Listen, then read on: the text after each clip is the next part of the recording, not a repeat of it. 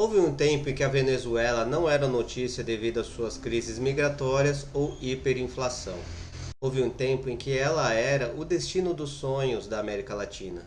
Entre as décadas de 50 e 70, a Venezuela era conhecida como a Venezuela Saudita. Enquanto o resto do continente enfrentava ditaduras violentas e também problemas em sua economia, Caracas brilhava como a capital do consumo e do progresso. Mas como um dos países mais ricos do mundo, chegou ao ponto ao qual chegou. Hoje vamos mergulhar na história e saber como que a Venezuela era antes de Hugo Chávez e como que a Venezuela se tornou o que hoje ela é. Eu sou o Luke e você está no canal História Real. Nas décadas de 50 e 70, o PIB da Venezuela era o maior PIB da América Latina. Inclusive, era o dobro do PIB do Brasil. O país nadava em petróleo e em dólares. O poder de compra era tão alto que a classe média venezuelana vivia em Miami fazendo compras, comprando eletrônicos, roupas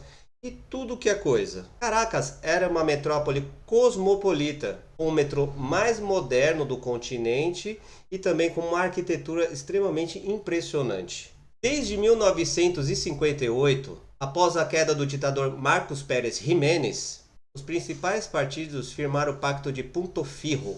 Era um acordo de alternância de poder que garantia a estabilidade. O desemprego era baixo e a moeda, que é o Bolívar, era a moeda mais valiosa do continente sul-americano e uma das maiores do mundo. Inclusive, a Venezuela nessa época era um grande aliado dos Estados Unidos. Mas sob essa superfície de ouro, as rachaduras começaram a aparecer. A dependência excessiva do petróleo e a corrupção sistêmica estavam plantando as sementes do que viria a seguir. O sonho da Venezuela Saudita começou a desmoronar em 18 de fevereiro de 1983, um dia que ficou conhecido como a Sexta-feira Negra. Com a queda global do preço do petróleo, o governo não conseguiu mais sustentar o valor do Bolívar.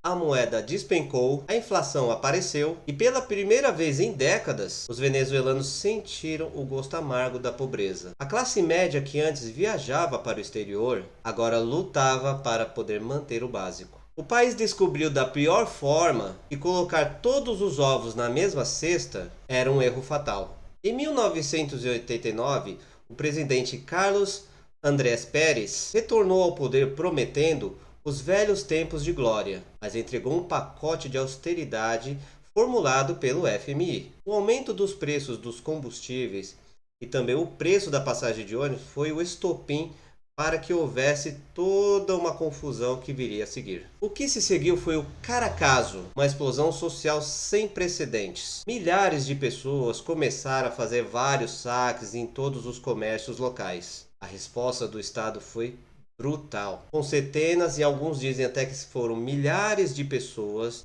mortas. A democracia venezuelana, antes invejada, estava sangrando e a elite política perdia totalmente a sua credibilidade. No meio desse caos, em 4 de fevereiro de 1992, um nome desconhecido surgiu nos monitores de TV. Hugo Chávez Frias. Ele liderou um golpe de Estado fracassado contra o governo. Ao se render, ele disse uma frase que mudaria a história. Por a hora, os objetivos não foram alcançados.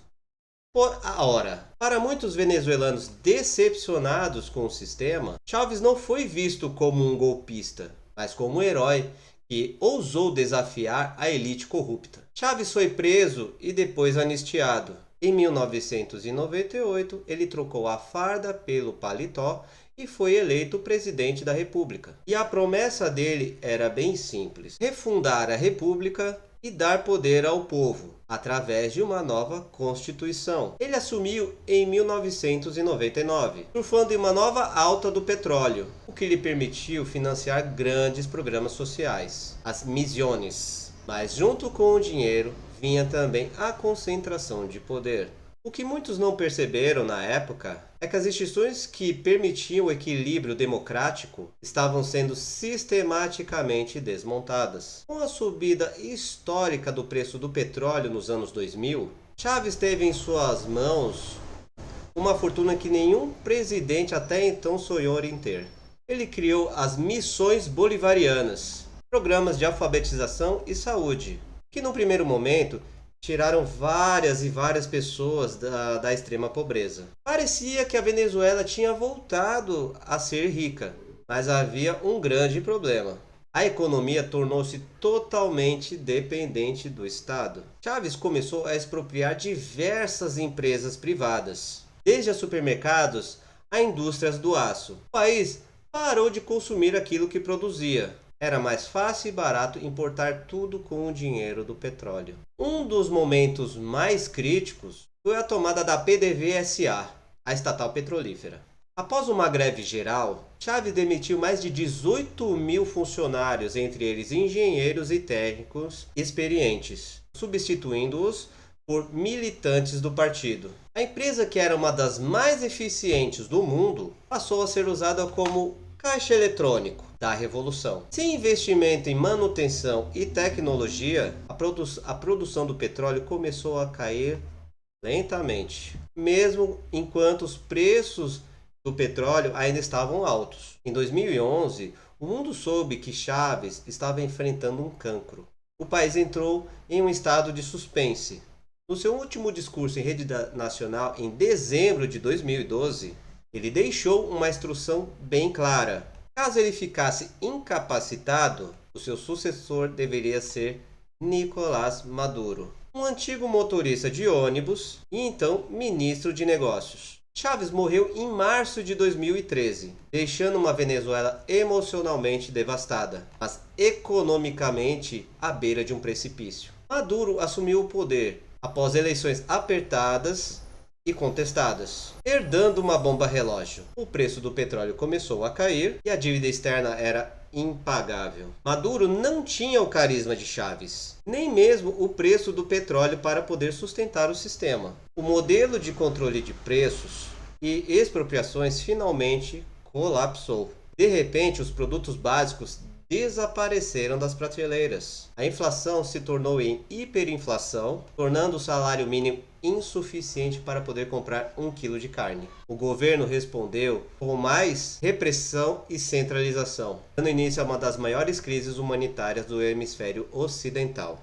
Sob o governo de Nicolás Maduro, a Venezuela entrou em um dos ciclos de hiperinflação mais agressivos da história moderna. O dinheiro perdeu tanto valor que pesá-lo era mais rápido do que contar. O modelo de controle cambial criou um mercado negro de dólares e aprofundou o abismo entre a elite ligada ao regime e o cidadão comum. O país, que um dia ostentou o maior poder de compra da região, agora via sua população perder o peso por falta de calorias, em um fenômeno em que os venezuelanos apelidaram de dieta de Maduro. A consequência mais dolorosa desse colapso foi o êxodo. Mais de 7 milhões de venezuelanos deixaram o país devido a todos esses problemas. A maior crise migratória do mundo fora de zonas de guerra. Profissionais qualificados, jovens e famílias inteiras cruzaram as fronteiras a pé, levando apenas o que podiam carregar nas costas. A Venezuela, que durante décadas foi refúgio de imigrantes latinos e europeus, tornou-se pela primeira vez um país de emigrantes. A política se tornou um jogo de soma zero.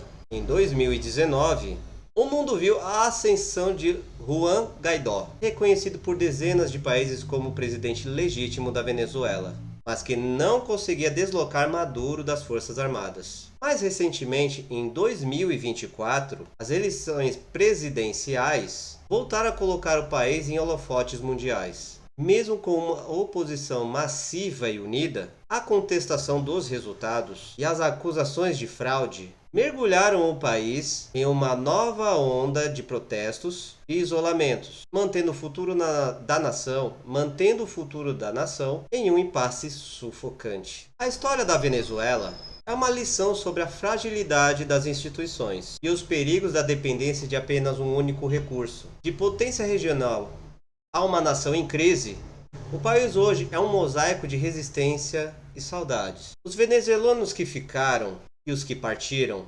compartilham do mesmo desejo: ver a sua terra recuperar não apenas a riqueza, mas a liberdade e a dignidade que o regime bolivariano prometeu, mas não entregou. A Venezuela antes de Chávez parece um sonho distante, mas é a prova de que o país tem um potencial enorme. A pergunta que fica é: quanto tempo levará para o sol voltar a brilhar para todos os venezuelanos? Então, eu fico por aqui. E aí, o que vocês acharam dessa história? Vocês gostaram? Então, deixe seu like, se inscreva no meu canal e deixe a sua opinião aqui nos comentários. Fechou? Então é isso aí, galera. Espero que vocês tenham gostado e até o próximo vídeo.